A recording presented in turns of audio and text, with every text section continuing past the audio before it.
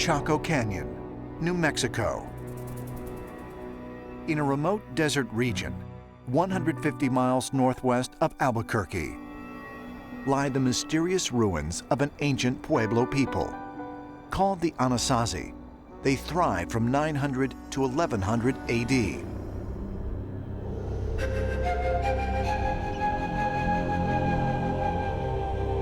This is the plaza of Pueblo Bonito. This is a representation of our place in the universe. You've got the worlds above, the worlds below, and this right here is our plane of our world. This is the exact place where time and space began for the ancestral Pueblans who inhabited this place hundreds and hundreds of years ago.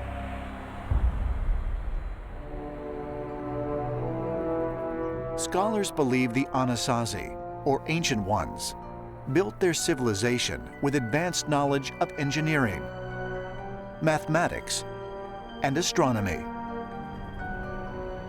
Somehow, some way, they built a city that is perfectly circular, that goes out in perfectly straight lines, that the structures of the city themselves actually predict the 5,200-year cycle of the moon and cycles of the sun, all in the geometry, all in the stone, if you will. These are very elaborate constructions which required engineering skills beyond what the local folks had. It had to be done by an advanced civilization.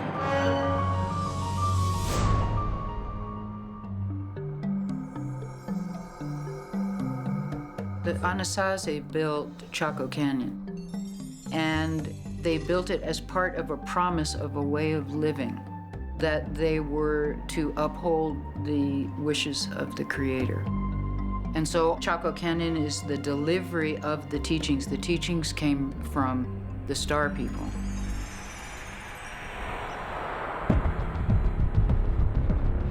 But how did these ancient people engineer such elaborate structures without modern machinery? And just who were the Star People who brought knowledge to the Anasazi? Ancient astronaut theorists believe the answers can be found by looking at the ancient rituals and myths of Chaco Canyon. According to local legends, the Anasazi believed in a multi-dimensional existence and practiced sacred rituals called crystal stargazing, ceremonies believed by some to enable time travel.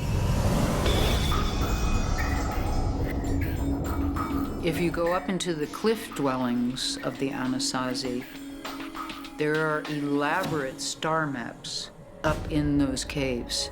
And that's where the crystal stargazing ceremonies took place, where they had the ability to traverse space and time. What we're seeing within this area are people who basically say that they somehow emerged out of a different dimension onto this place. And they say that this for them is a place of emergence. They say that they interacted with mysterious creatures. Did the Anasazi really believe in interdimensional time travel, as some ancient astronaut theorists believe? If so, might they have left behind tangible evidence of otherworldly contact? I'm standing in front of the petroglyphs at Una Vida, and they're very amazing, as you can tell, with animal life. But there's also some very weird creatures standing there, humanoid figures, and one guy is holding what to me looks like a representation of a spiral galaxy. Native Americans were very aware of our place in the universe, that we were part of a giant spiral galaxy.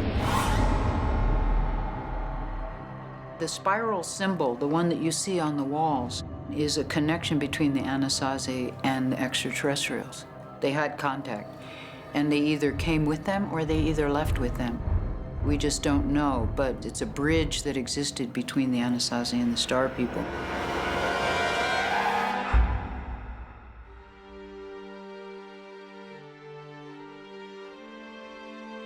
4 very interesting humanoid petroglyphs have been found, one of which hovers above the other 3 humanoids with antennae sprouting out of its head. Some have suggested that this is a depiction of the ancient ant people that emerged to essentially jumpstart human civilization. According to the legends of the Hopi, a Native American tribe believed to be the descendants of the Anasazi, the ant people saved them from the first destruction of the universe. The ant people are described as very special cosmic visitors, maybe even star beings, extraterrestrials, who rescued them from this cataclysm by taking them underground. What's interesting about this is that in ancient Sumeria, they tell of beings called the Anunnaki, who also came from the stars. The Hopi word Anu means ant, and the word Naki means friend. Is it possible that the Anunnaki are the ant friends or ant people that the Hopi were describing? Roswell, New Mexico, July 1947. Major Jesse Marcel, the head intelligence officer at Roswell Army Airfield, travels to Fort Worth, Texas, with the debris recovered from the Roswell crash site. He and Brigadier General Roger Ramey, head of the 8th Air Force, are scheduled to present their findings to the media. Jesse Marcel flies to Fort Worth, the headquarters of the 8th Air Force, and he's set up to tell the whole world about the crash of a flying saucer at Roswell. Except Roger Ramey says to Jesse Marcel, could you just go in the map room for a second? I want to arrange some stuff out here. The story from Jesse Marcel and from the photographer is that the real wreckage had been spirited away. Hold up something. Get some Reynolds wrap off the fish in your freezer and hold it up and say, that's what you found, not a disc, which is exactly what they did. And the reporters basically just turned around, went home. For UFO researchers, evidence that the actual wreckage from Roswell was indeed replaced with a weather balloon can be found within the notorious photograph, along with clues as to what was being hidden from the public. When General Roger Ramey was posing for photographs with Jesse Marcel in the aftermath of all of this, you can see him very clearly holding a piece of paper. General Ramey had a document in his hands, the so-called Ramey memo. Modern forensic document analysis and photographic enhancement has enabled some researchers to zoom in on this and to clarify at least some portions of the text. What it tells us is astounding. Some of the phrases in the memo are victims of the wreck and disc which we will ship. So clearly, if the official story is true, well, this makes no sense. No, clearly something more than just a weather balloon was involved here, and the memo might just be the smoking gun. As far as Roswell researchers are concerned, the memo points to a cover-up, with the downed UFO and its extraterrestrial crew being shipped from the base and locked away from the public eye. But if true, might there be fragments of evidence from the crash that were small enough to slip through the cracks? The question is always, well, where is the evidence? Where is the evidence? Well, if the evidence has not yet been uncovered or dug out of the ground, that does not mean the evidence is not there. Central New Mexico, October 19th, 2019. Investigative journalist Linda Moulton Howe has invited ancient astronaut theorist Giorgio Tsoukalos to join her on a trip to a spot in the desert just outside Roswell, very near what is known as the skip site. According to eyewitnesses, one of the 3 UFOs seen in the sky in July 1947 first crashed to Earth near this location, then was propelled back into the air, skipping like a stone in a pond before finally coming to rest. Linda was contacted by geologist Frank Kimbler, who wants to show her mysterious metal fragments that he found here and search the area for more. Linda, this is so exciting. I have not been here in a couple of years, so I'm really looking forward to meeting Frank. Yeah, well, I'm glad that we've got a geologist who's helping, because the geologist looks at land and says, if there is debris, there's going to be some kind of a drift with the land. And just from what I know, he has studied some areas meticulously. Right. Giorgio and Linda arrive at the skip site and meet Frank Kimbler, a local geologist and professor of earth science. How are Nice you? to meet you. Good How to are see you? you. All right. Frank, Linda, it is- finally. Yes, you and I have been chasing these artifacts. Chasing the from metals, UFOs for looking for so the many looking for years. parts. Yes. Professor Kimbler has spent nearly a decade searching areas beneath the purported trajectory of the Roswell craft with infrared technology and metal detectors. When an object crashes, they're going to scatter a variety of materials around. Knobs, control devices, plastic, wires, whatever. If it's coming apart, it's going to leave those pieces behind. And those are the kinds of pieces that I want to find and have found some of. Since 2011, Professor Kimbler has uncovered more than a dozen metal fragments that he has subjected to scientific testing and found to be highly unique. That's what we want to go out there and see where you've been getting this. Frank, Yeah. what's inside the case? Oh, this is the magic right here. This is some of the material that I have found out here using a metal detector. Interesting. This stuff is very interesting. It's all twisted and mangled up. Something that you would expect to happen from a crash is to have metal that's compact and twisted. When Professor Kimbler laid out his box of his pieces of metal, the first thing that struck me is these were tiny, tiny, tiny fragments. Could they possibly be from wreckage? These pieces are small, which is things that the government would have missed. They wouldn't have been able to find it. And here's my magic. Let's get a comparison here. Oh, This- look at that. Look at that. Look at, it's like a snowfield. After all these years, all of the pieces, they look absolutely pristine. That's the magnesium zinc side. This has got layers to it. That's amazing. It's But I bet you've never seen anything like no. this. Being an earth scientist, being a geologist, I've seen lots of all kinds of materials that are out there. I have never, ever seen anything like this. This fragment that Linda is showing me, that stuff is absolutely amazing. I've never seen anything like it before in my life. And what's interesting about it is that it has some layers, some banding on it. And that banding is very similar to some of the banding that I found in photomicrographs of the material that I have from out here. I think as That is an Giorgio oddball. is holding this, he's holding something made by another intelligence from someplace we don't understand, and this is truly extraterrestrial.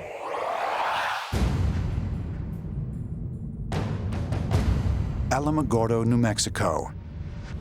White Sands Proving Ground, July 16, 1945. Early in the morning, a number of U.S. military officers and scientists gathered to watch a powerful new weapon being tested. Some believe the device will be a complete failure. Others think it might destroy the entire state of New Mexico. As a precaution, viewing stations are placed from 10 to 20 miles away from the test site.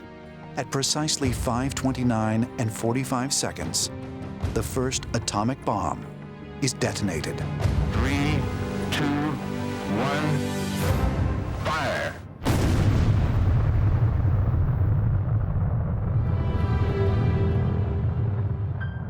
The blast emits a fireball over 600 feet wide and produces an explosion equal to 20,000 tons of TNT. The mushroom cloud reaches over 7 miles in height, and the reverberations can be felt nearly 100 miles away. The world had a new weapon, one so terrifying it left even its creator, Dr. Robert Oppenheimer, shocked and shaken. Few people laughed. Few people cried.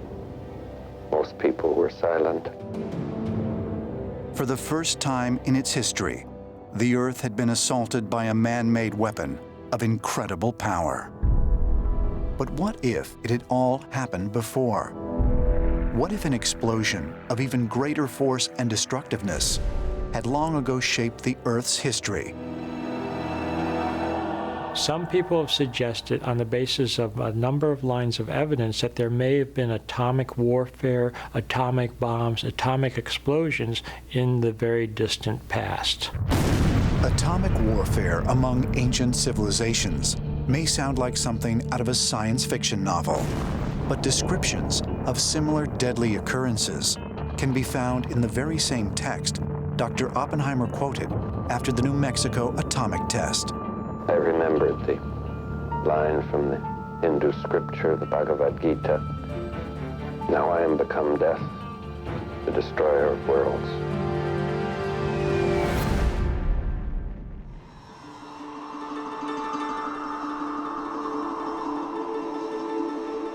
Part of an ancient Hindu scripture known as the Mahabharata, the Bhagavad Gita was written sometime between the 5th and 2nd century BC.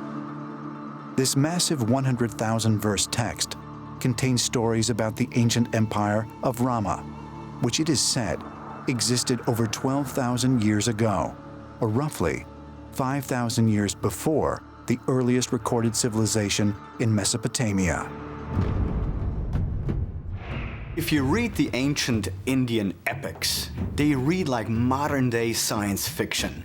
Yet they're thousands of years old, with references not only of flying chariots and of these gods that had these incredible technological capabilities, but incredible weapons that they used in those epic battles. They had what was called a Brahma weapon. There were many people that were singed and burned and melted by the Brahma weapon. Ancient astronaut theorists believe the Brahma weapon was an early nuclear device because the descriptions of its deadly after effects are eerily similar to the effects of exposure to intense radiation. It is a theory largely discounted by conventional science. There is no evidence that a nuclear bomb was described in the Mahabharata, the Bhagavad Gita. It describes a battle. In battles, there are explosions, big explosions. It's one thing about suggesting that, battles have explosions, but that's not really what we're looking at. You gotta look at the whole picture. One reference that we have, for example, speaks of these explosions that were brighter than 1,000 suns. And when these blasts occurred, the suns were twirling in the air, trees went up in flames, and there was just this mass destruction. After those blasts, people who survive started to lose their hair and nails started to fall out. I mean, right there, we have a concise reference to radiation poisoning, nuclear fallout. And those texts are thousands of years old.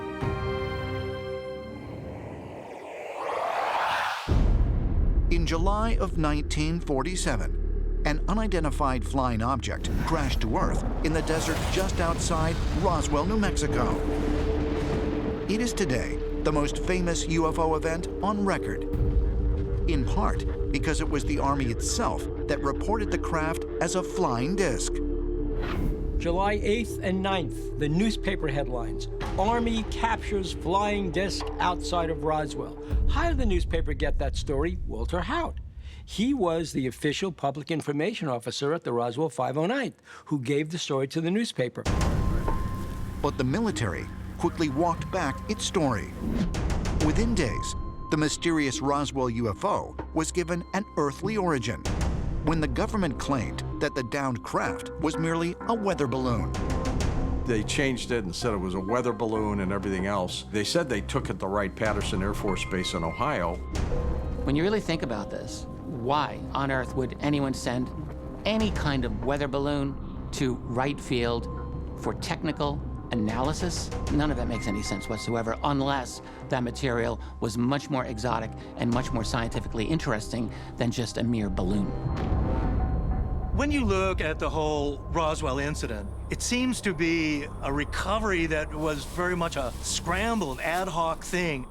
And in fact, witnesses had been to the crash site before the military got there. So in the chaos of trying to clean up this crash site, you have to wonder that whether they would really get it all, where would this material actually go, and would they have left some of it behind just by accident? In April 2011, the FBI released thousands of files as part of its online FBI vault, including a 1950 briefing to FBI Director J. Edgar Hoover regarding informant information about 3 flying saucers that were recovered in New Mexico. Many researchers believe this corroborates long-standing rumors that the Roswell incident involved not 1, but 3 crashed UFOs.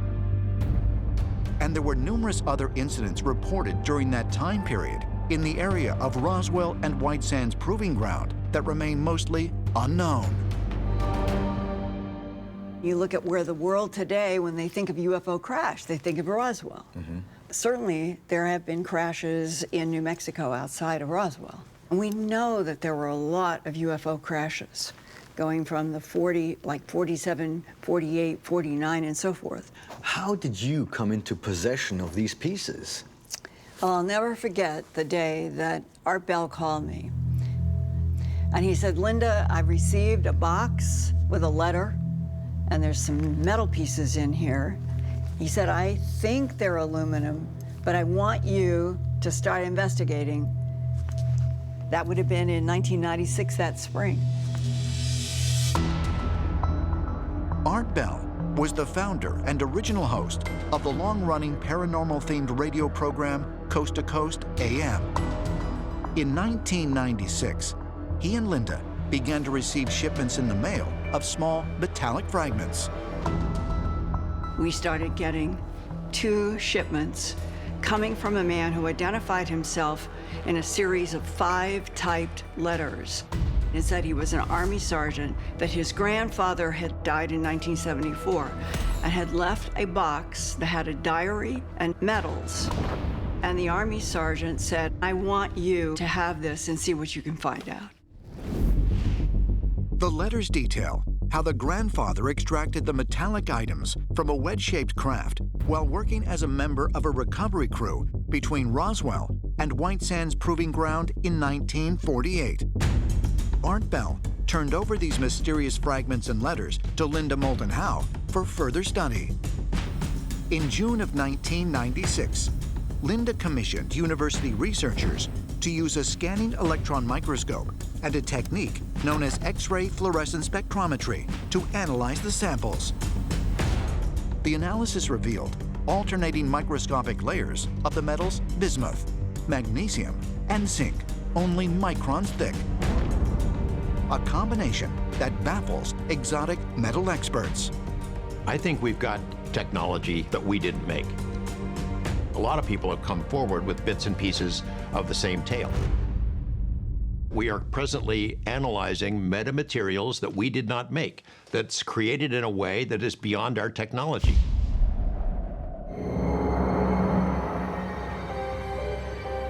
Shoreham, New York, 1901. Tesla convinces banker J.P. Morgan to give him $150,000 for the construction of a radio station.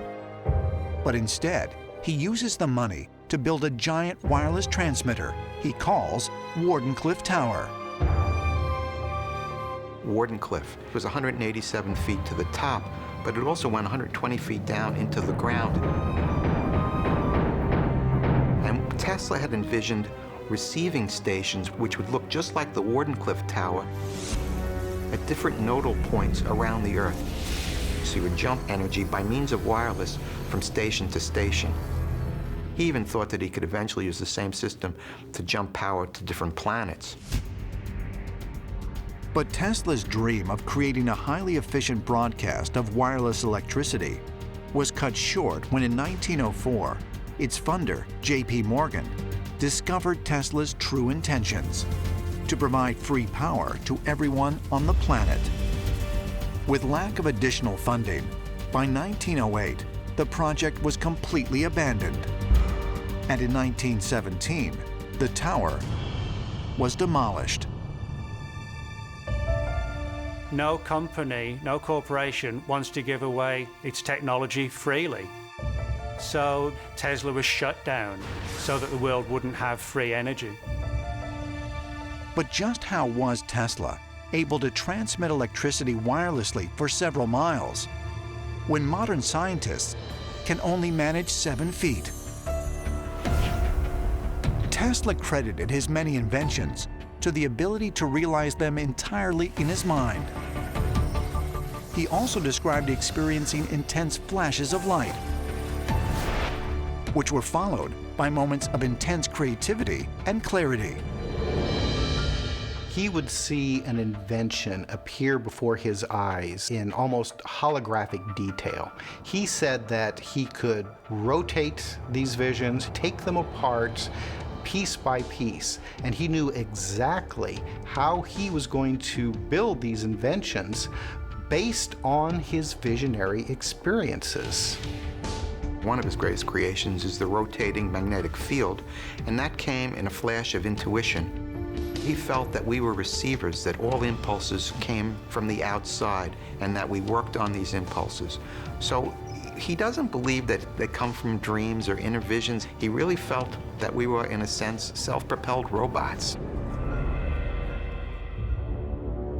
Some ancient astronaut theorists believe there may be another explanation for Tesla's uncanny abilities and mysterious visions. They suggest these spontaneous episodes are proof that Tesla was receiving information from an otherworldly source. These images would literally burst into his mind. Somehow, somewhere, some connection was made. And it's the same way that biblical prophets received their prophecy. Nikola Tesla was clearly in touch with something. You have to wonder if extraterrestrials themselves weren't feeding him images of inventions that only he could understand. Nikola Tesla felt there was a knowledge base located somewhere in the universe that all of humanity could tap into if they just knew how to properly tune their mind to this knowledge base.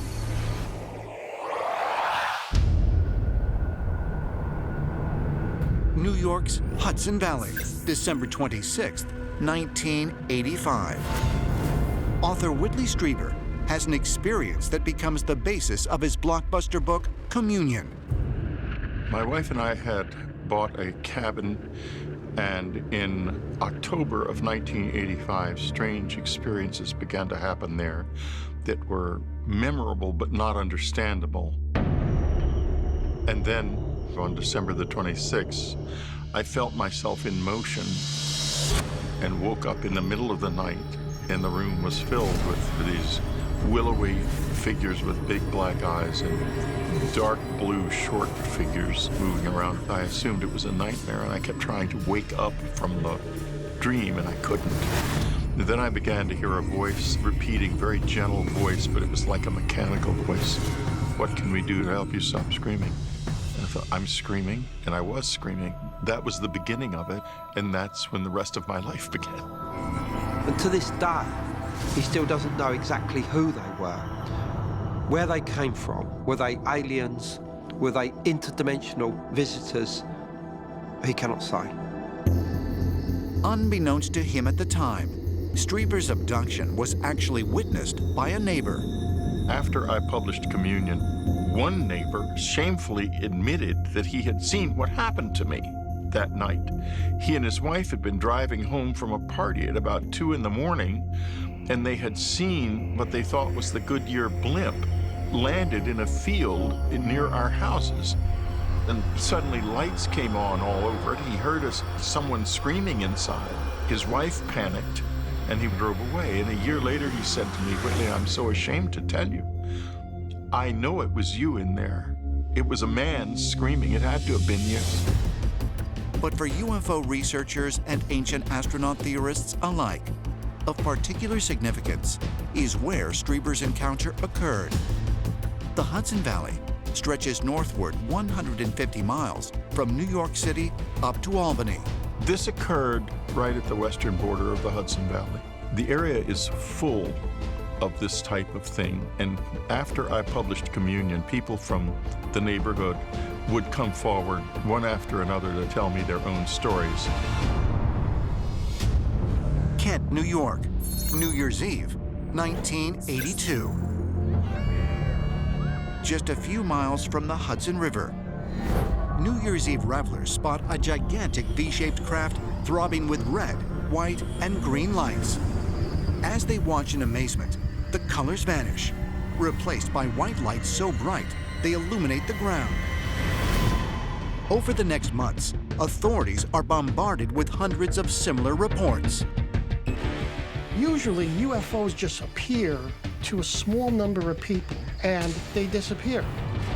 In this case, people were stopped on the highways.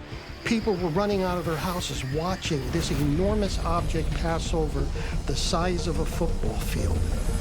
They were so large that people standing between trees couldn't see the ends of the flying triangles because they were so big. That's how large they were.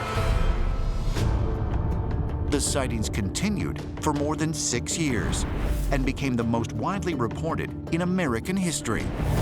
The Hudson Valley UFO sightings continued well up to 1988. It's estimated that as many as 5,000 people called in and made reports of this very large, lit-up UFO. Other accounts of people seeing these strange balls of light which would move around in erratic and unusual ways. UFOs were being seen all over the place. Pilots were seeing them. Police officers were chasing them. It was like something out of a movie. But why were so many UFO sightings reported in this one particular area? Could there be a connection to Whitley Strieber's abduction experience? The thinking is that when you have so much UFO activity in one place, that place is going to be significant. There's something about that area, it seems, that is attracting the UFOs. They want something in that location. There is a connection with something in that location. Some have suggested the reason why these sightings have happened at the Hudson Valley is because they are on top of a vortex. Now, what's a vortex? Well, there are varying opinions of what that is. Some have suggested that they are magnetic points that are part of the Earth's magnetic grid. Others have suggested that vortexes are sort of these portals. What we call portals are locations where paranormal phenomena and supernatural events occur on an extremely regular basis and have done for many decades, if not hundreds of years. Some argue that New York's Hudson Valley and the adjoining region of New England, America's Northeast, may be just such a vortex. That is definitely an extraordinary place of power, the Hudson Valley. If you want to call it a vortex, then sure, it's a vortex. I'd have to be completely nuts to say anything else because I experienced it directly for years there.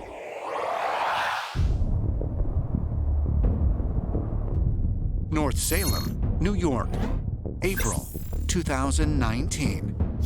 Seeking a link between the Celts, Druids, and the New World, ancient astronaut theorist David Childress and British megalith expert Hugh Newman set out to visit one of the most mysterious stone structures in America, Balanced Rock. I'm excited about seeing this balanced rock, and you think it's a dolmen, is that what you're saying? I'm convinced it's a dolmen. It looks like something you would find in Britain. Thousands of ancient dolmens have been found throughout Europe. Most are known to be at least 5,000 years old, and since rock cannot be carbon dated, could be far older.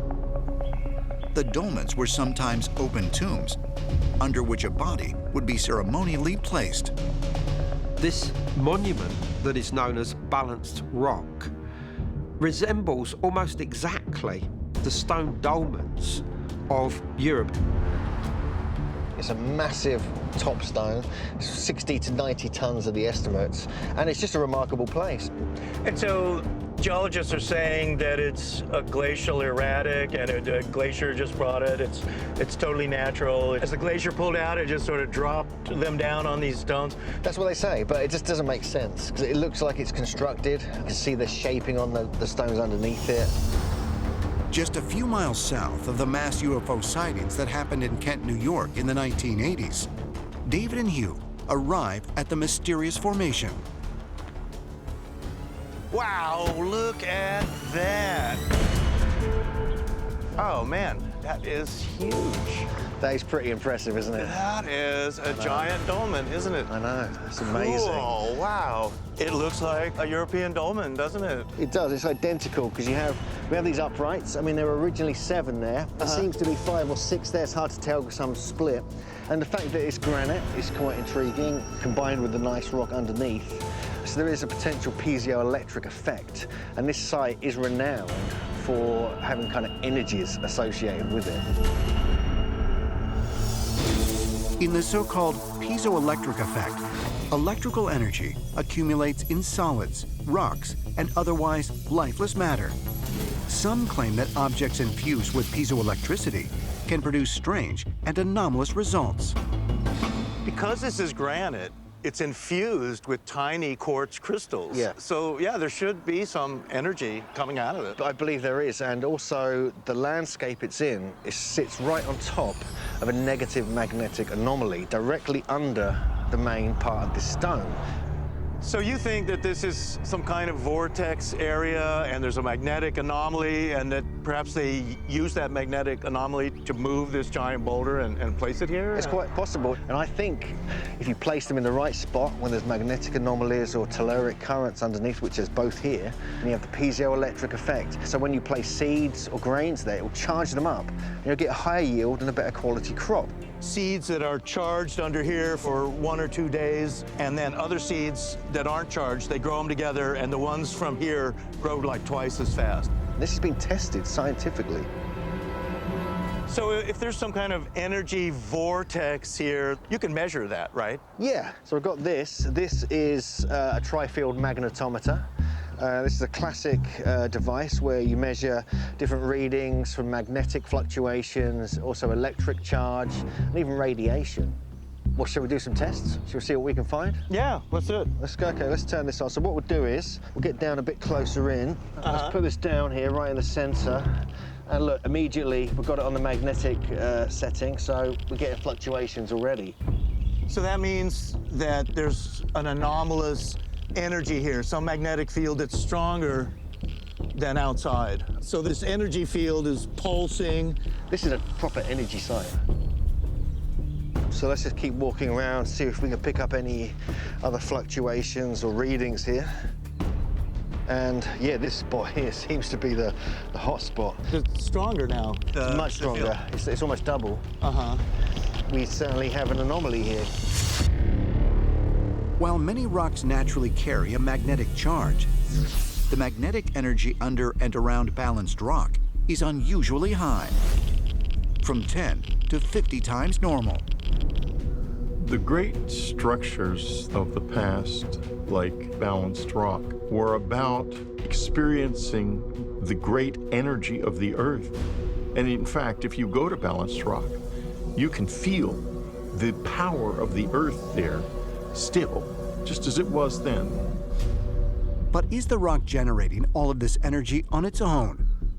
Or could it have been purposely placed here because it is a location that amplifies its magnetic properties? So you're also thinking then that Druids or the Tuatha De Danann, they've come here from Ireland and England and Wales, and then they chose this area because it's a vortex spot, and then they chose this spot particularly to put this giant dome in here. I think that's the case, and I think this is really the center of the whole complex around this part of the country. New York City, January 7th, 1943. Famed inventor Nikola Tesla dies of a heart attack on the 33rd floor of the Hotel New Yorker. Within hours of his body being discovered, his nephew arrives at room 3327 and discovers Tesla's remains, as well as his technical papers and notebooks, have already been removed. Speculation spreads that the Federal Bureau of Investigation had seized the items and quickly designated them top secret. Nikola Tesla was completely paranoid about someone trying to kill him, and as soon as he died, U.S. government agents swooped in and confiscated all of his scientific papers.